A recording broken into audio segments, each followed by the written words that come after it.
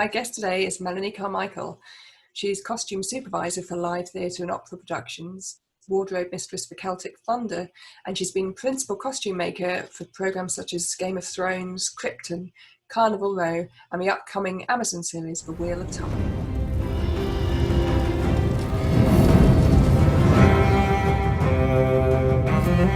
And your dress, did you make it? Such a talent. You must make something for me.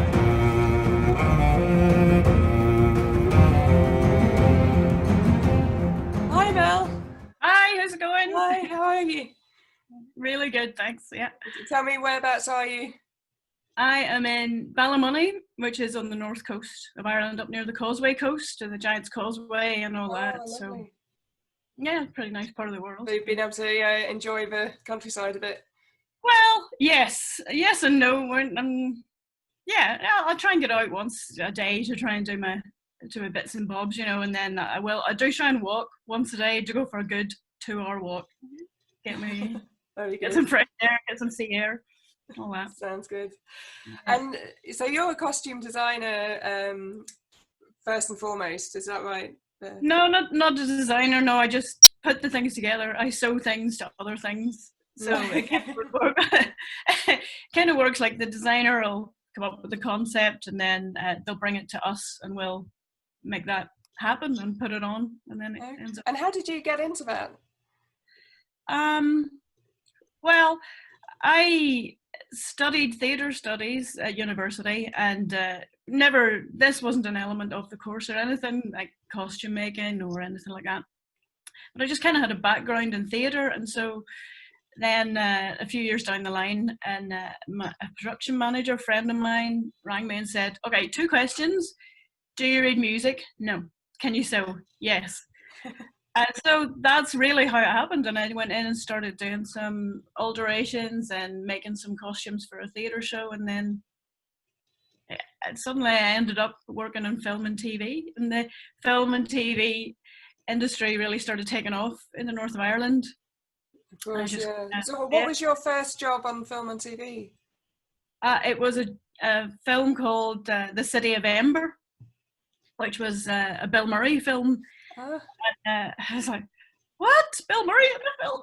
So that was really exciting for me, and the first time I'd ever done anything like that. And it was a lovely job, yeah. Bit of a baptism of fire, because I didn't really know what to expect, but... And so when you're working on a film or TV show, are you actually on site all the time for any sort of wardrobe malfunctions and stuff like that? Or? No, that's kind of, we're on site, but I wouldn't be on set as such. That's they like wonderful standbys to do that, who take care of the actors on set. And so if there's any minor malfunctions, they're usually able to handle it. If something rips super badly, then they come and find us. We start crying. No, but it's so we are pretty much on site all the time, just to be ready for that. And then, so you were working on Game of Thrones, is that right? I worked on Game of Thrones right from the pilot, and I think I did 6 seasons of it. There's a couple that I was doing other things, so I didn't work on those, but I worked on most of it. So and something that big, like surely there's quite a large team of you as a for that. Yeah, massive costume team. Generally, my role would be in the workroom, which is usually 20 to 30 people in a workroom. Pattern cutters, stitchers, trainees, breakdown artists, that's a different department, armory, another different department. So that's all within the umbrella of costume, and then every other sort of the standbys on set, the crowd people, taking care of those, So would you say that Game of Thrones is the biggest sort of production you've worked on? Definitely Game of Thrones is the biggest, stupidest, massive. Yeah, just like whenever we started doing the pilot and we were kind of all crammed in one room and we were putting it all together. I mean, I didn't have any idea. I hadn't read the books. I didn't know anything about it. I don't think anyone really knew how big it was going to be and take off, and so then it started by season 2. We were having to have security passes and sign non-declaration agreements and not allowed to take pictures and things like that. And we were like, "What? Ooh, this is something else now," and it kind of just really took off. Wow. But yeah, so that's the biggest one. And was that mainly filmed in Ireland? Yeah, it was based in Belfast, and then they also filmed in lovely places like Croatia and Iceland. They did quite a lot in Iceland. And you got to go, did you? Oh no, I never get to go any of the places. Go anywhere. No, no. I would be just in the workroom, head down, putting the things together, trying to make them work and fit, and then refit again. You know, it depends. I mean, every day's kind of different. I mean, they're very long days, so it's kind of important to be able to find something different every day to kind of, make it exciting. And like, there's not very much hardship trying to do that on a job like Game of Thrones, because there's always something different coming through the door. And you've just been working on a new Amazon series, is that right? Yep, I was in Prague, and that was towards the end of last year, doing a series called Wheel of Time. So that's just going to be coming out on Amazon. I don't know when, but that was the first season of it. So what's it about? Do you know? I don't know. That's another one where I hadn't read the books, but it's another big kind of series of books where so that looks set to be going on for a long time as well. And do you get like a contract or something, so that if something goes on to further series, you're automatically there, or is it something? Are you very much a freelancer that just sort of gets booked for certain things? Yeah, very much a freelancer, just kind of on that job, and sometimes you can be on the whole job. Sometimes, as is the case with that one, I got called in for, I think it was 2 months I was on it. And, so you just come in as they need things. Sometimes as deadlines approach, they need to bring in more people to kind of get that deadline and things like that. So for that, I was on it a relatively short period of time, but most of them start at the beginning of the season and you go to the end, but you're contracted for the season and then whatever happens the next time. Sure. And so when sort of the whole lockdown sort of time happened for us, were you in the middle of a project or? Yeah, I was in Berlin working on a really big film, which I don't think I'm allowed to talk about, but I was working on a movie over there. And we obviously everything was in the air, everything's literally swirling in the air, and we were kind of wondering, what happened? Because we could see productions closing down. This one's done, shut it down. And we were still kind of working, and we were like, oh, maybe we're okay. Maybe we're in a kind of lower risk area, because we didn't know anything about it. It only just being declared a pandemic. We didn't know anything about it. So we just carried on. And so we finished work on the Friday, and we got work on the Sunday that we were going home in the morning, that we were flying home in the morning. So it was like, we just left everything there, just left it and kind of ran. Wow. So, and we kind of just, I think we got one of the last flights out of Berlin. They were just starting to close everything down. Yeah, so it was kind of. And is there any word of like, are they planning to pick up again, or? They are. We've had some word that they might try and start again, maybe in about a couple of months' time or something like that. Kind of all depends on how things go, I suppose. And I mean, you don't have to answer this, but I mean, how does that leave you financially? I mean, do they pay you for this time, or are you sort of in the same boat as other self-employed artists? So I'm self-employed, so I was lucky enough to be able to take advantage of that furlough scheme. So I'm on like 25% of what I would be getting. But do you know what? Everyone in my family is healthy. I'm healthy. My friends are all healthy. And, I get to enjoy a wee bit of time at home. It's been very trying for the cat, I must say. Cat's not. She's like, are you here, like, again, forever? What's happening? Leave. But I've enjoyed it while she maybe hasn't. And are you on your own there? Yeah, that's just me and the cat. Yeah. And how have you found that? That must be hard on lockdown. I don't know. I mean, I've lived on my own for a long time. I'm kind of used to it, and it's hard not being able to see my family and my brother's kids and things like that. That's really hard. But I don't know. I just enjoy my own company. So, no one else does. It's fine. No, I do a lot of talking to myself, singing to myself, which is, delightful.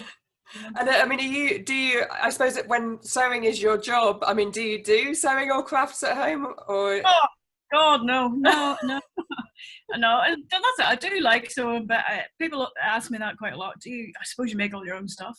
No, my fingers are just healing up. I don't, like, usually I have that, like a seamstress manicure, which is a chipped nail polish and a nice wavy nail at the end. Lovely. But now I've actually got proper fingers. I'm not sewing anything. I did make some scrubs. There was a group of us costume peeps kind of got together and made some scrubs for NHS workers and stuff at the time they were on.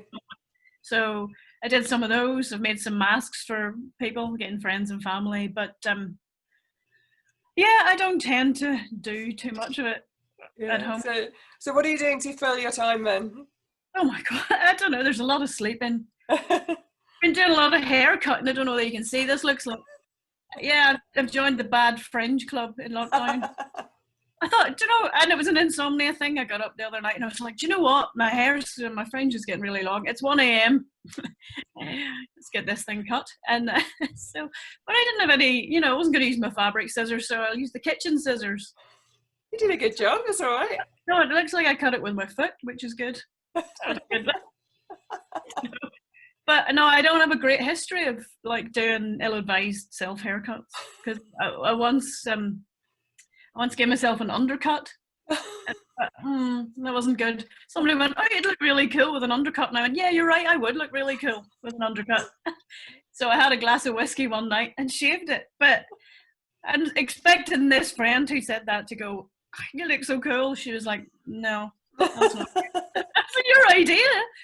But it looked cool on Scarlett Johansson. On me, it looked like a cat badly prepared for a hysterectomy. You can imagine that. Just beautiful. So, it just proves that skill with scissors doesn't translate into all scissors. Exactly. Like, are you friends with other departments on shoots and stuff like that? I mean, because obviously hair and makeup, that's going to be a big issue coming back, isn't it? With the close contact. Have you talked to anyone? I haven't. I do have some friends, mainly probably be more in theatre. I'm quite good friends with a hair and makeup lady, and I haven't been chatting to her for a while, but that's a real issue. I don't know how they're gonna find all that, especially on the thing that I'm working on at the minute. I think that's going to be an issue, but if it's something like a Game of Thrones or a Carnival Row or something like that, and it's very makeup heavy, it is very complicated. I don't know, it's going to be a lot for people to contend with. I just don't know how. I mean, for my part, I'm not sure how a workroom would even work, because we're all quite close together, right? But I don't know. That's going to be something you I mean, practically, could you actually do it from home? Like, not really, no. I mean, sometimes I have worked from home on things before, but the designer, and I think everybody, just prefers you to be there in case you have to change it, or it's just easier. It makes everything a lot faster if you're actually And tell me about some of your live theatre and opera work you've done in the past. Any particular productions stick out in your memory? Yeah, I did, and actually I did this one with your husband, Owen, and I did a production called L'Elisir d'Amore, which you probably know, Donizetti opera. I loved that, and like, every opera is new to me because I don't know anything about it, but it's just, and some of them are super heavy. I've done Macbeth, I've done Turandot, which it was crazy heavy, but this one was just a light little thing, and it was set, we did the costume design, was set in the 70s. It was set in a classroom, a school in the 70s, in like a rural town in Ireland, so somewhere I would be very familiar with. But it was lovely. It was just a really nice show. There was like quite a small chorus in it, but it's lovely music, and I loved the costumes in it, and a couple of my friends are singers, so they were in it, and so it was really nice. Do you have would you be able to pick a favourite sort of genre of working, like theatre or film, or is it just so different? They're very different, and like I've always said, like I just enjoy being able to go from one to the other, because as soon as you're kind of getting not tired of one, but you're kind of getting into a routine with one and whatever, and then the next job will come and it'll maybe be a theatre job. Or I also tour with a live music band in America, then that's very different again. So I've kind of got 3 different kind of genres that I can switch between, and I really like all of them. So obviously at the moment, generally the art sector is really suffering with the pandemic. You know, we're all sort of shut down, and so many of us self-employed. It's a tricky time, you know, not knowing when your next job's going to be. And you said, like, fortunately, hopefully you'll be going back to your Berlin work soon. Yeah. But I mean, what's the feeling within your part of the sector about what's happening, and is there a sense of hope and positivity looking forward, or?